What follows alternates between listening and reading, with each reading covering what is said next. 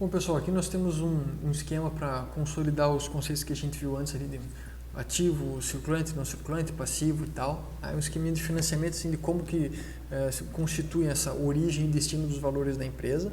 Vem do livro do Matarazzo, Análise Financeira de Balanço, um livro que eu recomendo. Quem quiser se aprofundar no assunto pode comprar, é muito bom. Bom, ele nos apresenta esse exemplo. Então, uma empresa que tem 15 milhões e 200 de passivo circulante, 10 milhões de dívida de longo prazo e 15 milhões de patrimônio líquido. Tudo isso para alimentar um ativo não circulante de 13 milhões e um ativo circulante de 27 milhões e 200 mil reais, que é o que a empresa precisa aí para funcionar. Tudo bem? Como é que funciona essa questão da onde vem a origem dos valores e o destino deles? Então, o exigível de longo prazo soma seu patrimônio líquido para alimentar o ativo não circulante. Então, a gente faz isso, alimenta primeiro o ativo não circulante, depois o que sobra a gente joga no ativo circulante, tudo bem? Para reduzir a parcela do passivo circulante, porque é melhor para a empresa ter dívidas de longo prazo do que dívidas de curto prazo. Porque no longo prazo ela ainda consegue gerar receita em tempo para gerar receita, recursos, resultado e tal para fazer os pagamentos. Se fosse dívida de curto prazo, o tempo seria mais curto, acaba sendo mais difícil às vezes. Então, nesse caso aqui, o exigível de longo prazo soma seu patrimônio líquido, no caso eles têm aqui 25 milhões, para alimentar 13 milhões aqui vem para fechar todo o ativo não circulante, o que sobra alimenta o ativo circulante. Ou seja, tem 12 milhões aqui de ativo circulante que vieram de exigível de longo prazo mais patrimônio líquido. Mas aqui, infelizmente, ainda o esquema não está completo, tá? Porque ainda falta aqui dos 12 milhões, falta a diferença aí para os 27.200, que aí eles vêm do passivo circulante, ou seja, são dívidas de curto prazo que a empresa vai contratar para fazer o pagamento e completar o esquema aqui do ativo circulante. Bom, da parte de balanço patrimonial era isso. É importante notar aqui que o balanço é como se fosse uma fotografia da empresa. Ele mostra tudo que a empresa tem, o que ela deve, de onde veio, para onde foram os valores, tá? Como em uma fotografia. O que a gente vai estudar agora, que é a demonstração de resultados, ela é como se fosse um filme, tá? Ela engloba um período de tempo maior, né? Então, a demonstração de resultados serve para a gente avaliar se a empresa deu lucro ou prejuízo no final do período avaliado, né? E como que funciona, qual que é o conceito da apresentação dela, né? Inicialmente, a empresa lista tudo que ela teve de receita, certo? E vai fazendo as deduções. Então, receita bruta, aparece ali. Depois, receita líquida, que é quando já tirou, por exemplo, imposto em cima de receita. Aí temos o resultado como lucro bruto. Aí o resultado, lucro antes do resultado financeiro. Depois, lucro antes dos tributos. Em cada etapa que você vai pulando, você vai tirando os valores ali que foram pagos para fornecedores, foram pagos para venda, foram pagos para o governo, foram resultados de investimentos, tá?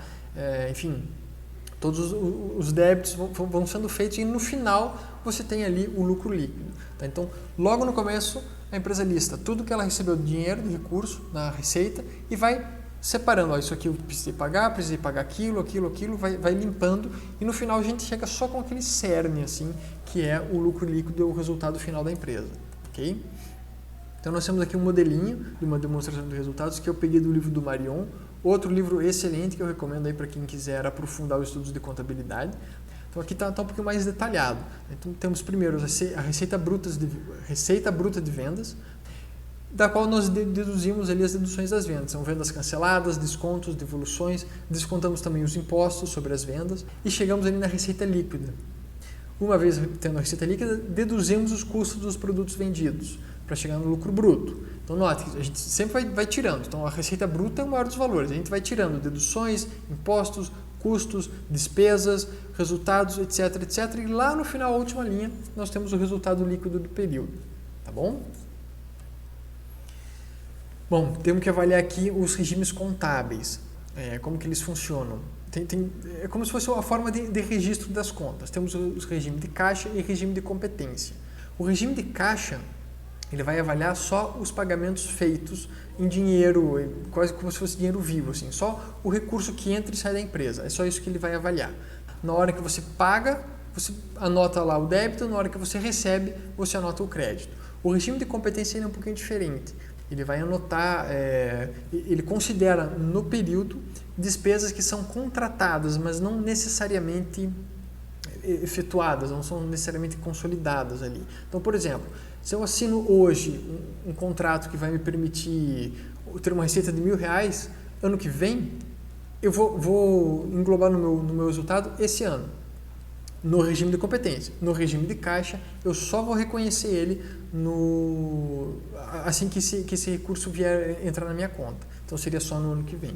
Okay? Vamos ver um exemplinho ali do meu livro, quais são as implicações, tá, de seguir por o regime de caixa ou seguir por outro. Tudo bem? Então, pessoal, um pequeno exemplo aqui para a gente avaliar, tá, como é que se comportaria um ou outro regime diante de uma determinada situação. Então, vamos supor uma empresa de fretes compra um caminhão que tem vida útil de 5 anos, certo? E o valor ali dele é R$500 mil, R$500 mil. E a empresa tem uma receita anual de R$300 mil, com custos de mão de obra, combustível, propaganda e tal, de 250 mil. Então, se a gente faz essa análise pelo regime de caixa, ou seja, vamos analisar só aquilo, vamos consolidar como receita e despesa, só aquilo que entra ou sai direto no caixa da empresa, nós teríamos que o lucro líquido dessa empresa é de R$50 mil por ano, tá bom? Porque são os 300 mil que ela tem de receita menos os 250 que ela tem de despesas. Então, ao longo, né, dos 5 anos ali de vida útil do caminhão, que está citado ali em cima, né, o caminhão uma hora tem que trocar peças, às vezes tem que mudar todo o caminhão. Então, eu coloquei como vida útil ali 5 anos para a gente avaliar o quadro. Ao final de 5 anos, a empresa teve um lucro líquido total somado de R$250 mil. Tudo bem? Só que, ao final desse período, para a empresa continuar em operação, né, considerando que a vida útil do caminhão dela foi exaurido, ela tem que comprar um novo. E quanto que é o valor do caminhão? É R$500 mil. Ou seja, ela não vai conseguir comprar, porque ela só tem 250 que gerou do lucro líquido para ela. Então, essa empresa não atingiu a perpetuidade, ela não consegue se manter viva. E como que ela conseguiria se aparentemente tinha um lucro de R$50 mil por ano? E aí que está o problema do regime de caixa. Ele não está considerando uma despesa que é de depreciação do caminhão, que não é uma despesa que sai do lucro, não sai do caixa da empresa, mas ela tem que ser considerada. E o regime de competência consideraria ela. Então vamos lá, se a gente fizesse essa análise pelo regime de competência, o mesmo quadro, nós teríamos a receita da empresa em R$300 mil, a despesa de 250 mil por ano, o que no regime de caixa resulta um lucro de 50 mil, mas aqui no de competência a gente vai incluir a depreciação, que é de 100 mil reais por ano, né? Porque o caminhão custa 500 mil reais, tem vida útil de 5 anos. Então é como se a cada ano eu tivesse que comprar 1/5 de caminhão para, no final de 5 anos, eu poder fazer essa troca. E 1/5 de caminhão custa 100 mil reais. Então a depreciação anual dela, como citando aqui, né, é os 100 mil reais, ela tem que ser incluído pelo regime de caixa nesse resultado. Então o lucro da empresa seria, seria 300, que é a receita, menos 250, que são os custos envolvidos, menos 100 mil reais da depreciação. Ou seja, a empresa não está tendo lucro, ela está tendo um prejuízo de 50 mil reais por ano.